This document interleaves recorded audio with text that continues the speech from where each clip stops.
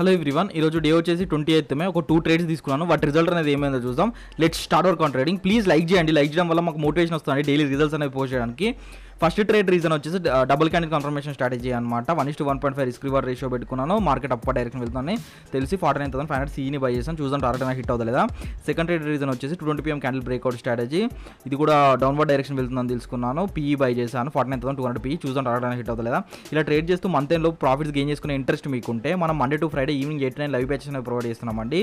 రేపటి నుండి new batch start అవుతుంది. ఇంట్రెస్ట్ ఉన్న వాళ్ళు స్క్రీన్ మీద వాట్సాప్ నెంబర్ ఉంది, ఒకసారి టెక్స్ట్ చేయండి. మా టీం వాళ్ళు మీకు కాల్ చేసి క్లాసెస్లో ఏమేమి నేర్పిస్తారు క్లియర్ ఎక్స్ప్లెయిన్ చేస్తారు. అప్పుడు మీకు ఇంట్రెస్ట్ అనిపిస్తే as soon as possible 555 pay చేసుకొని సీట్ ఎన్రోల్మెంట్ చేసుకొని లైవ్ విషయంలో జాయిన్ అవ్వండి రేపటి నుండి.